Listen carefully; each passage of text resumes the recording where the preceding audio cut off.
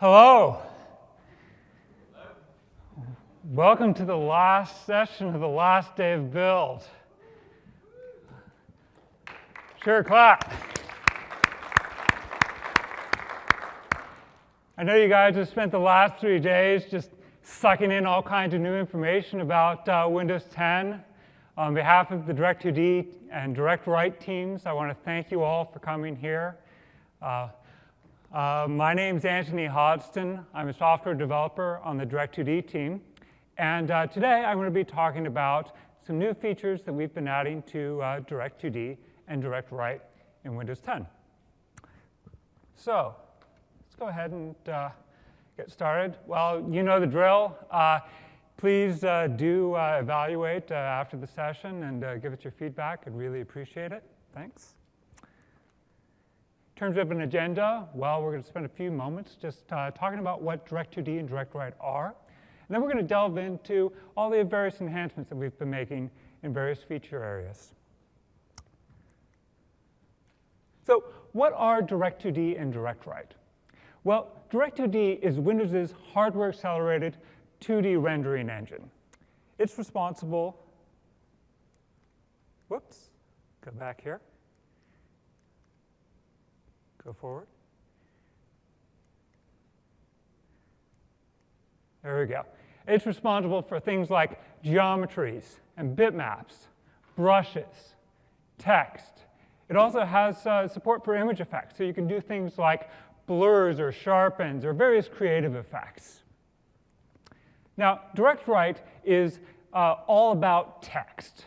So it's used for things like loading of fonts, doing text layout, and typography. Now, both Direct2D and DirectWrite are foundational components of the OS. They're used widely throughout Windows. So for instance, it's used by the shell and DWM. It also drives a lot of the rendering inside of XAML. So if you're a XAML developer, well, you're actually already taking advantage of the hardware acceleration that, that DirectX provides for you. Now, if you take it a step further and you go ahead and use one of our new APIs, Win2D, well, then you're also taking advantage of the hardware acceleration of Direct2D and also taking advantage of DirectWrite. Now, incidentally, if you didn't get a chance to check out my colleague Simon Tao's talk on Win2D, I highly encourage you to go online and check it out. It's some really great stuff. Now, let's say that you're a web developer. Well, then a lot of your users are also taking advantage of DirectX through both the old and the new web browsers inside of Windows. It's also used by third-party web browsers like Firefox.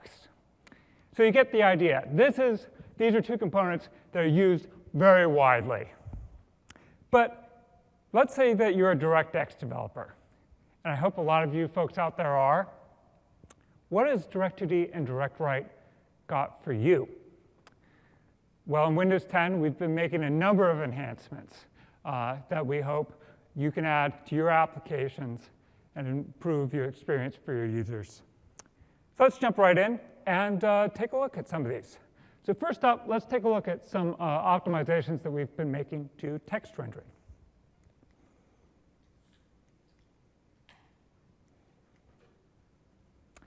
Now, Windows 8.1, sort of standard mechanism that you use to render text was actually bitmap-based. So what this meant was, for every glyph that would appear on the screen, it would actually get rasterized on the CPU, and then it would be uploaded to the GPU. Now, to accelerate the process, we actually employed a hardware glyph cache. Now, as long as the elements were actually being pulled from this glyph cache, you would get great performance. This happened most of the time. There were some scenarios, though, where you didn't get such a great performance. And this is what happens when you had, for instance, scaling text. Say you were doing a pinch-to-zoom operation. Well, in this case, you'd end up having to repeatedly, or we would end up having to repeatedly re-rasterize all these glyphs at all the various zoom levels to ensure that they remain crisp. So we're doing a lot of work on the CPU, a lot of uploading to the GPU. But it got worse because our font cache was only a fixed size, which means that it could fill up. and you could end up having to purge the contents, which meant that you got a lot of thrashing of your cache, which wasn't great for your app or any of the other apps that may have been running concurrently on the system. So this was really not a situation that was suitable for giving you a nice zooming experience. Now, this isn't actually a problem that was specific to DirectX or even Windows. This is really an industry-wide problem. And the industry had a mitigation for this problem, which was effectively just render all your contents once to a bitmap and then stretch that bitmap. And this obviously gave you fast performance because you're just rendering a single bitmap, but it meant that if you were zooming in, well, you get really blurry results. In Windows 10, we have a solution to this problem, which is a new hardware-accelerated vector text rendering algorithm. Now, truth to tell, we actually did have a vector-based algorithm that you could use in prior versions of Windows. But this was really mainly designed for large text, like titles, where there wasn't as much on the screen, so it really wasn't tuned for performance. In Windows 10, we've completely redone this algorithm. And crucially, we're now also employing the glyph cache. So the glyph cache can now store not just bitmap representations of your glyphs, but also vector representations of your glyphs. And these vectors are much more scale independent, which means that we can use the same glyph cache entry even as we're zooming in and out on your document. So this gives your users a much better experience when you're doing something like pinch to zoom.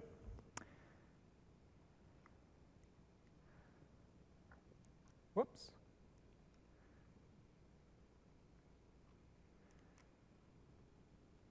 Let's go ahead and take a look at this. Switch over to here. All right. Now you can see I've got a lot of text on the screen. And I'm going to start off with just sort of the standard approach of rendering everything into a bitmap and then just zooming that bitmap and see what we get. Well, it's not too surprising. You're getting a nice, smooth experience, but when you really zoom in, gosh, that looks blurry. You have to pick up your fingers in order for it to actually look sharp. Let's zoom back out again here. Let's check out, see what happens with the new vector scaling approach. Now you're still able to render this really large amount of text, but it's all happening super smooth, and it's always sharp. Like, I can really zoom in here, and you get nice, crisp edges, nice, round Beziers.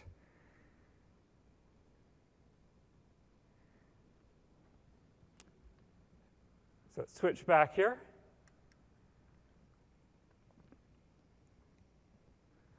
What do you need to do in order to take advantage of something like this?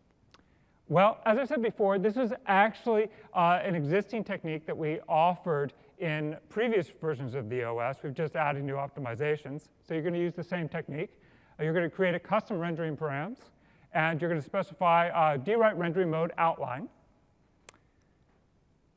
And then when you render it, well, you're just going to set that text rendering params and then draw your text the way that you normally would. You'll notice, though, that I have this check here, if animating. And that actually brings up an important point. Whoops. Which is that if all you're doing is just rendering static text, well, you're going to want to actually continue to use our more traditional bitmap-based rendering mode, because this is going to give you the absolute sharpest, best quality text. We're going to be able to employ things like font tinting to ensure that all your stems remain perfectly on pixel boundaries. When you're animating or zooming or something like that, though, then we encourage you to switch over and use the vector text rendering algorithm. The other thing that you should be aware of is that this optimization that we've added is for feature level 10 plus hardware. So if you're using a feature level 9 device, well, you can still use the you can still use the feature, you just won't get the optimization. So you may want to play around with it on your particular device, see whether or not the feature meets your needs. But in any case, we feel that this is a really great thing that you can easily add to your application and give it a much crisper feel.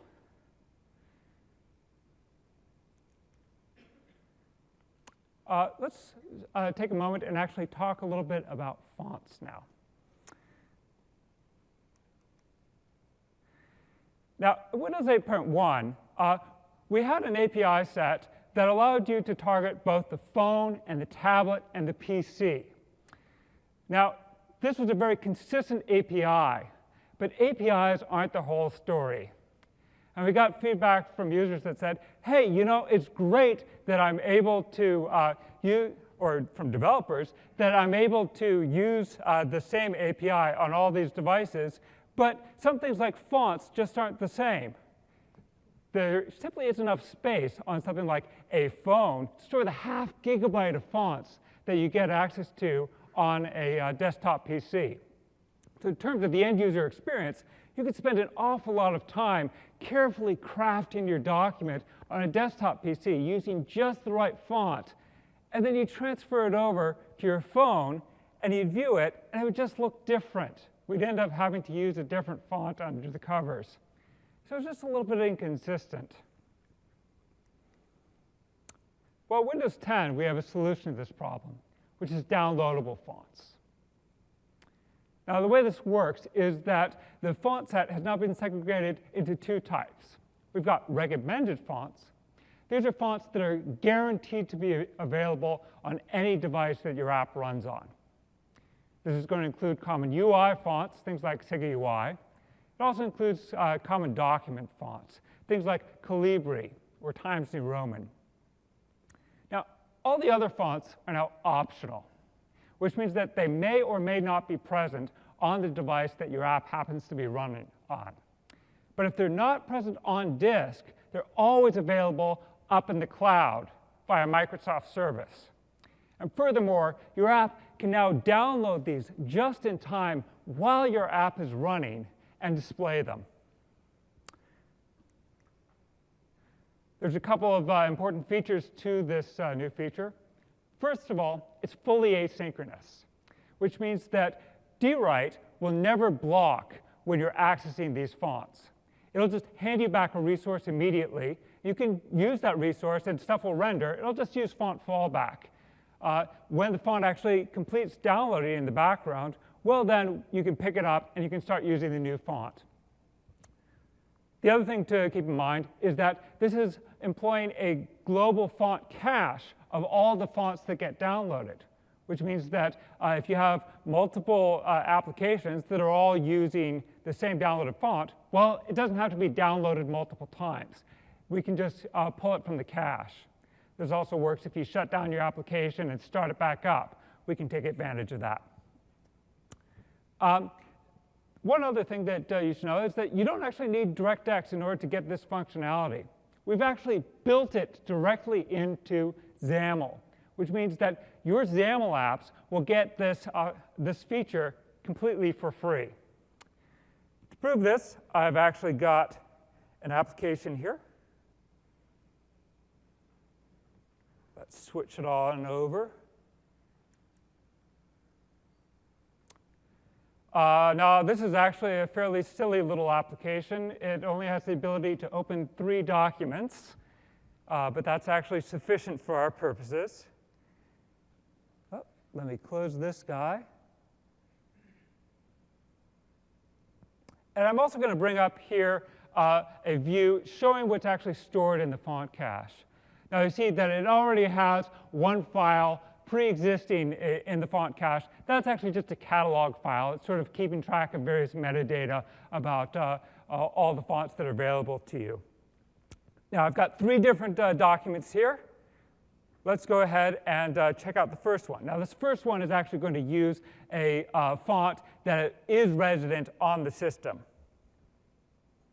And boom, as soon as I click on it, no surprise, the document shows up. And you'll see down at the bottom that the desired font is Cambria, while the rendered font that we're actually using, also Cambria. So that's not really terribly surprising. This next guy here is going to be much more interesting. This is actually going to be pulling live from the cloud, I hope, as long as the rain gods are with me, pulling down a font. But as soon as I click on it, it's still going to be rendering using a fallback font, and it will dynamically switch over. So let me go ahead and click on it.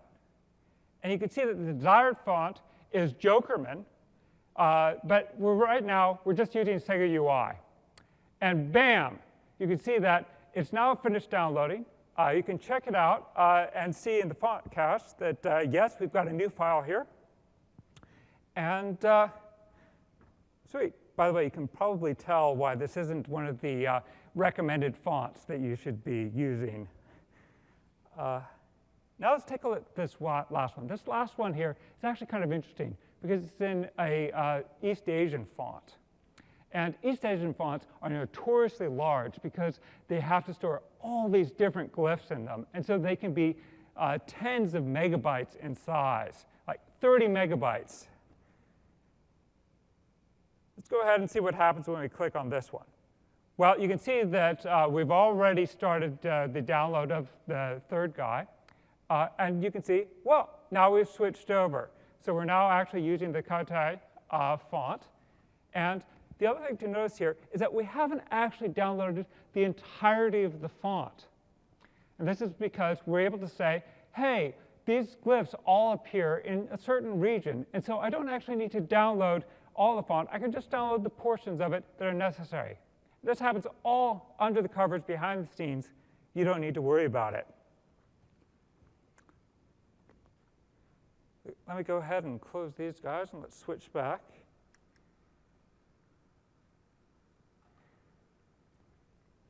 So that's what you get if you're a XAML developer. How about if you're a DirectX developer? How does this work for you? Well, if you've used previous versions of our API, you'll know that the first thing that you commonly do when you're going to access a font is you're going to use the get system font collection. You're going to continue to use that. We have a new overload here where you can now specify that you want to include the downloadable fonts. So this will give you a font collection. You can create a text format from this font collection, or basically any other API that you want. And DirectWrite will immediately return you that resource. And as I said, you can use it immediately, and stuff will render on the screen, but it won't actually use the new font until you call these new APIs here, which is the font download queue. Now, the way this works is you register a listener, which you implement yourself, which gives DWrite a chance to tell you when the document has, when the font is finished downloading, and it tells you, okay, now I can re-render my document. So you add your listener, you begin download, and then you'll get the callback later. So you may be thinking, hey, great, now I don't need to worry at all about fonts. I can always assume that I have access to everything. I can use them everywhere. Well, there are some places where we actually encourage you to continue to use the recommended fonts. For instance, when you're designing the UI of your application, you want to be sure and use recommended fonts. This will help ensure that you get a consistent experience even when your user is offline. It also means that if your user is online, but is using a phone, you're not actually taking money from that user via their data plan. So instead, we encourage you to use downloadable fonts to maintain document fidelity.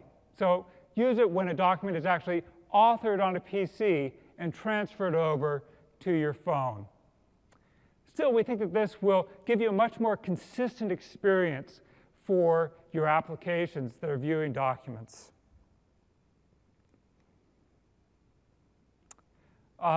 Let's talk about one more thing regarding fonts. Font collections. Now, you just saw we were using font collections with downloadable fonts. They're a highly structured mechanism for enumerating your fonts. You can basically do two things with them. One, you can walk through all the fonts that are available on your system, one by one, in some predetermined order. Or, if you happen to know your family name, well, then you can use that family name to key off of the particular font that you want. This worked great most of the time. We actually received feedback from a number of developers, though, that they actually found situations where they didn't know the family name.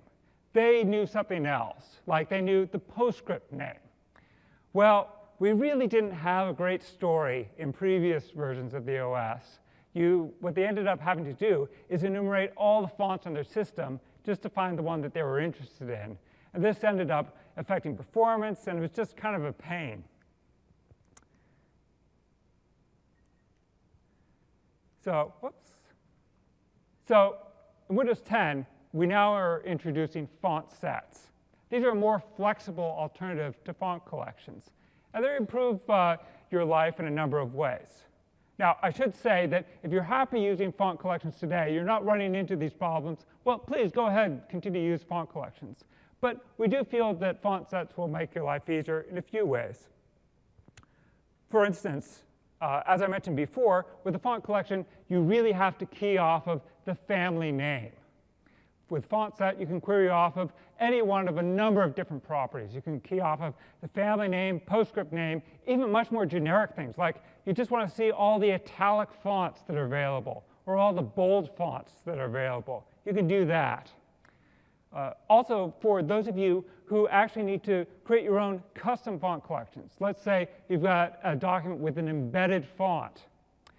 You could do this with font collections, but it's actually kind of a pain. You need to implement this callback interface, and there was some pinging and ponging that ended up happening between your app and DirectWrite.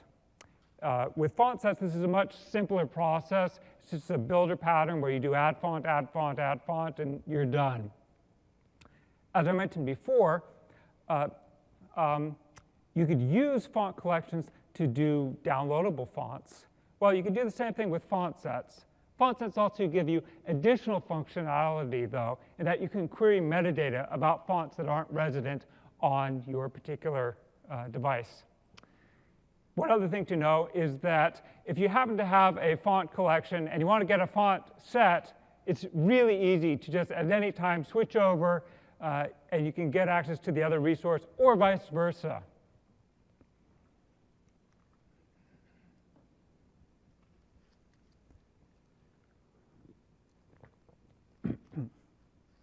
How do you do this in code? Well, just like there is get system font collection, there's get system font set. And you can specify the properties that you're interested in. So in this case, I'm interested in finding fonts that support both italics and bold. And you can call get matching fonts, and it will give you back a new font set that contains only those guys. So that's just a nice little feature. You may need it, you may not. But moving on, I'd like to talk about image loading and rendering. Windows 8.1, we had a number of different APIs targeted at various scenarios that you could use to load your images, things like JPEGs, GIFs, PNGs, so on and so forth. And we got a lot of feedback from developers saying, hey, we really appreciate having all these different optimizations to very efficiently load my images, but gosh, I really have to write a lot of code in order to take advantage of all these different options. WiseCBCR was actually a particular case of this. In order to really get the best possible performance in your app, you had to write code that started out like this.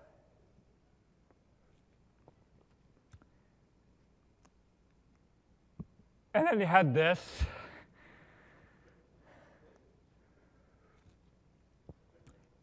And then you had this. So, point taken. It was really hard to use some of these if you really want to take advantage of performance. Well, in Windows 10, we have a new API, which is much simpler, and you still get all these advantages and optimizations, but they're built into this really simple API, and that's image source. How do you use an image source? Well, you call create image source from Wix, so you hand it your Wix bitmap source, and you can specify a few different parameters, things like loading options, specify whether or not you want the content immediately loaded into hardware or whether you want to dynamically pull it as your user views different parts of the image, for instance. Then when you want to render it, well, it's just an image, so you can use any of the existing image-based APIs. For instance, draw image or say image brush. Now, image sources have a number of advantages that you find with previous APIs that we had. For instance, we support arbitrarily large images. Even if your max texture size on the particular device is something much smaller than the image that you want to load, you can use image sources and we'll automatically stitch together it in all the appropriate ways. And since they're just images, you can easily integrate them into, say, printing, or you can apply effects to them. And they also have a number of other baked-in optimizations that we didn't even give you didn't have access to in previous versions of the OS. For instance, you can now have much more control over when content is paged into hardware memory.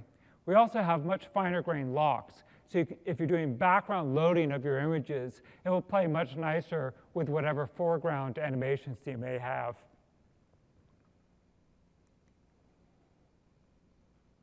Let's switch over to another topic, effects, and some of the optimizations that we've been adding here. First of all, what are effects? Well, in Direct2D, effects are a way of applying a graphical transformation to pixel data. We have a number of built-in effects, things like hue rotation and Gaussian blur that you can use. If you're familiar with Direct3D, you'll be aware of pixel shaders and vertex shaders and compute shaders. Effects are really layered on top of this. So a given effect may involve one or more of these shaders. Now you could use an effect and simply apply one effect to a bitmap. Direct2D makes that pretty easy. The real power of the D2D effect engine really comes into play, though, once you start combining multiple of these effects together. For instance, you might have a photo editor that took one bitmap and then applied a series of different graphical transformations to it. Contrast, exposure, blah, blah, blah, and you end up getting a much nicer output, I mean. Now, Windows 8.1, we use a very straightforward procedure to render this content.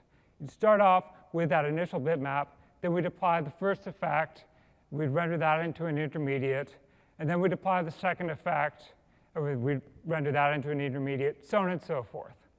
Now, we'd be a little bit clever. For instance, we wouldn't require you to use, we wouldn't internally use a different intermediate for each effect. We could do some optimizations there. But really, you ended up having to do a full 5 shader passes in this case in order to apply all those effects. In Windows 10, we have an improvement over this, which is that we now take a more global view of the effects. And so instead of applying each one sequentially, we'll look and see whether or not it's possible to combine multiple of these into a single shader. We can do this, generally speaking, if you are using a pixel shader, and if that pixel shader, for every output pixel, looks exactly one input pixel. This is pretty common. In fact, in this case, we've got 4 effects here that all start off being simple. This last guy here, the sharpen effect, is a little bit unusual. It actually requires multiple input pixels in order to get one output pixel. In this case, Direct2D is just going to give up and say, hey, you know what? I'm going to fall back to my old mechanism and render this using a second shader pass. For those of you who want to be really clever, you can actually move this, tweak this guy, move the sharpen effect to the beginning, and then you can actually combine this all into a single effect, a single shader pass. Let's actually take a look, see how this works in practice.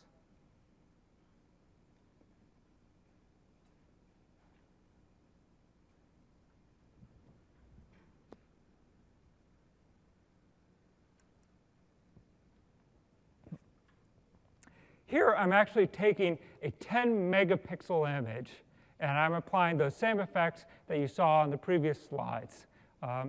And this is using the old Windows 8.1 approach. And we're measuring the total amount of work that's being done on the GPU per frame. You can see in this case, it's between 60 and 70 milliseconds. So this is without the optimization. Now, when I turn it on, boom, it drops down to 40. So it's a nice little benefit that you can get with shader linking. Switch back here.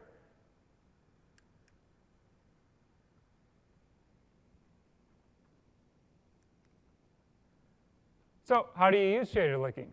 Well, you get it essentially for free if you're using our built-in effects. You don't have to do anything at all. If you're one of our hardcore users or hardcore developers who's actually designing your own custom effects, well, we have some HLSL macros that help you along in the process. I've got a link to the slides link in the slides that you can check out later, see how to do that.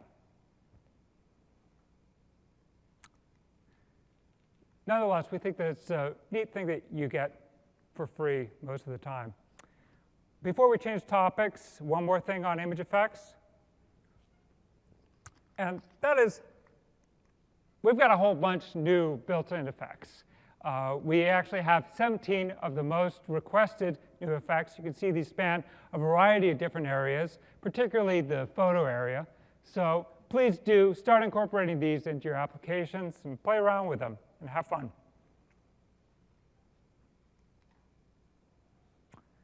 Finally, I'd like to talk to you about a couple of new primitives that we've added for Direct2D. Now, the first of these isn't actually specific to Direct2D. It's actually part of a wider Windows initiative. And I'm sure you guys have all heard about this by now. It's been in the keynotes and on a lot of the floors. And that's inking. Now, I gotta say, I'm a math guy. I absolutely love inking.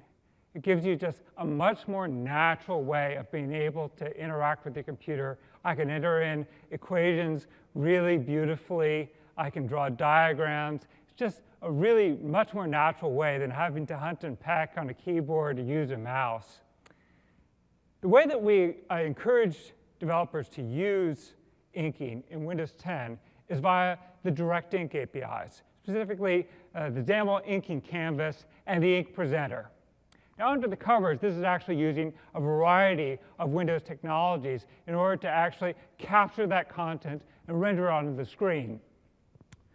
Crucially, in far as the graphics go, that's all being done under the covers by Direct2D.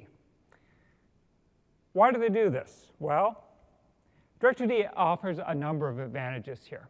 First of all, just like every primitive in Direct2D, this is a hardware-accelerated operation, which means that you're able to draw large amounts of ink in real time, even change it on the fly. This also helps reduce the latency of ink, which means that you get ink that sticks to your stylus as you're drawing. It feels much more like real ink. It's also vector content, which means that you get nice, crisp edges, and you can zoom in on it, and you get Beziers, so you get things that are always smooth. You don't get any sort of polygonalization. I've got a demonstration of this.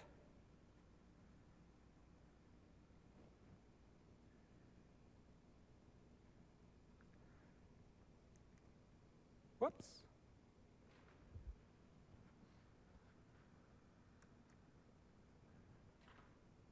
I apologize, this is my own handwriting, so it doesn't, it's not as legible as if an artist had done it. But this is all being rendered by Direct2D. And because it's done by Direct2D, it's all completely live. I can zoom in on it. Every frame here is vector graphics. It's all being done by with Beziers, which means that I can zoom in ultra close here. I'm still getting a nice, smooth B around here. And again, you can do really cool things, like you can say, hey, this is interesting. You know what? I think I want to write a little annotation here.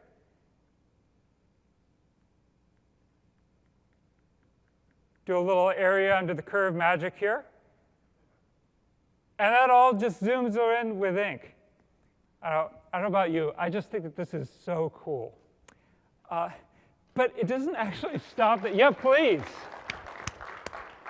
I think the Direct Ink guys have done an amazing job with this stuff, too. Because this is vector content, you can really change it dynamically on the fly. You can even make my ink, my handwriting look better. You can make it a little bit calligraphic here. You can even change the orientation of the nib on the fly. And this happens to all your content. No matter how much is on the screen, you can just keep manipulating all this stuff on the fly. I just love that. That's inking. I really hope that you guys will start adding inking into your applications.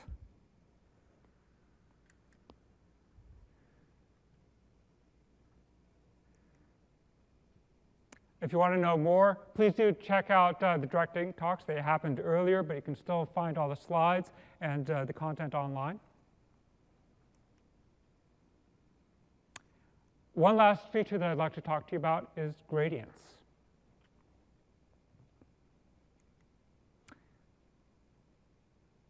Now, in Windows 8.1, Direct2D offered you basically two types of gradients.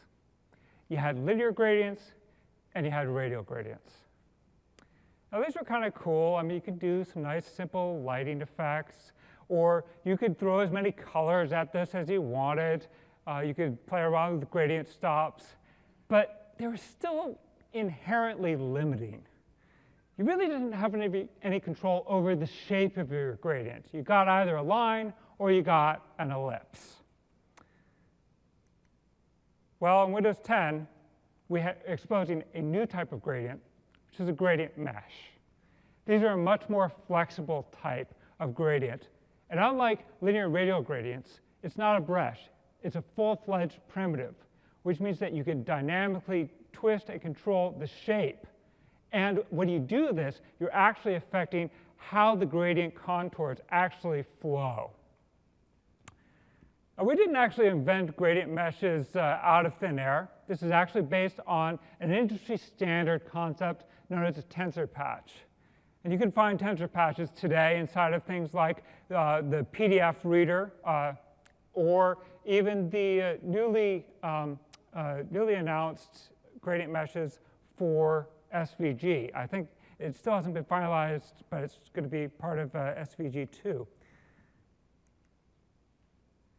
Now, the way that this works is a gradient mesh is composed of one or more gradient patches. And each patch is pretty straightforward. It starts off as a square, and you're able to specify the colors at the four corners of that square. And then if you're familiar with the way that Bezier is working with geometry and the control points there, well, instead of having 4 control points for a Bezier, you have 16 control points for a patch. And you can use these control points to twist and shape your gradient in whatever way that you want. In terms of code, you first specify your control points, and you specify your colors, and then you also have a little bit of metadata specifying how you want things anti-aliased. You pass that to create gradient mesh, which creates a resource, and then you just draw that gradient mesh. Let's take a look. Now, one of the things that is nice about gradient meshes is you can use them individually, but you can also use them, a whole bunch of them, and combine them into a larger piece of artwork. Now this looks, if you look at it really quickly, it looks almost like a photograph. It certainly doesn't look like 2D content. I mean, it's got some nice highlights and shades to it. But this is entirely composed of gradient meshes. In fact, it's got about 400 different patches in here. And because this is vector art, I can zoom in and out of it. It's all hardware accelerated, so you get nice, smooth zooming in. And it's all based on Bezier's, so you get nice, smooth edges.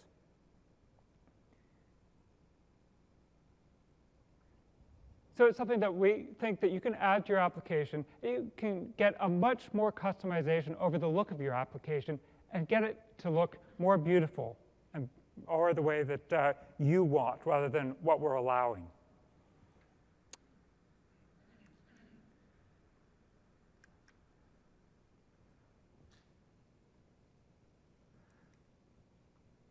So I've gone through a number of different feature areas here and talked about a number of enhancements. If there's one thing, or if there's four things that I want you to take away from, it's this. In Windows 10, your DirectX app will be faster because you can take advantage of all the optimizations that we've added. It's going to be more maintainable because you need to write less code to get the same or better performance. It's going to be more consistent across devices because you don't have to worry about such things as what fonts are available on what device. And it's going to be more beautiful because you can take advantage of new primitives like gradient mesh. So again, I want to thank you all for coming. If you want to know more, I've got some resources up on the web, so please do check those out. And please evaluate this session. Thanks.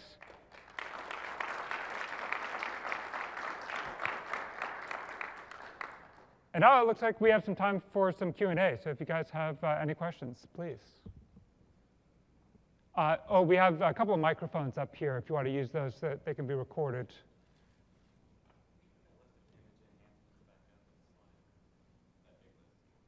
Sorry, the big list of image enhancements. All the new image effects that we have, the built-in effects. Can you talk to me offline and I can get you those slides? Was the amount of this font stored on the phone, were those bitmaps or vectors? That's vector content. Okay. And will this work? Oh, sorry, for those who didn't hear the question, are the fonts that are stored on the phone, are they bitmaps or vectors? Well, they're vector content, and so they can be sized at any size and they'll look crisp. And do you work with fonts you import from third parties? Yeah. So, sorry, the downloadable fonts are only the Microsoft fonts. And are you speaking with regards to the phone? Anything. So on the desktop, certainly you can use whatever font that you want, and you can install those fonts. I'm not actually the font expert, so to completely answer your question on the phone, I need to get in touch with you afterwards, and we can sync up. Any other questions? Well, thank you. Oh, go ahead, yes. Oh, can you please use the microphone so it's recorded? So I see your shirt says mine goes to 12. Is Direct2D and DirectWrite on Windows 10 taking advantage of DirectX 12? That is an excellent question. It seems like a really great fit. I mean, DirectX 12 is all about performance. Direct2D is all about performance. To answer your question, though, right now DirectX 12 is really focused on the AAA gaming market, and we want to make sure that that succeeds first before we spend resources on actually incorporating and moving our stuff over to DirectX 12. But it's definitely something that we're thinking about. Yes? You said that the XAML applications would get the benefit of the downloadable fonts. Does that include WPF applications? No. This is XAML technology as opposed to XAML. But another reason for you to switch over to the new Windows 10 hotness. Are all the new features and APIs you have shown already available in the current Windows 10 preview? Yes. Yes, please do download them. They're part of the SDK. You can use them right now.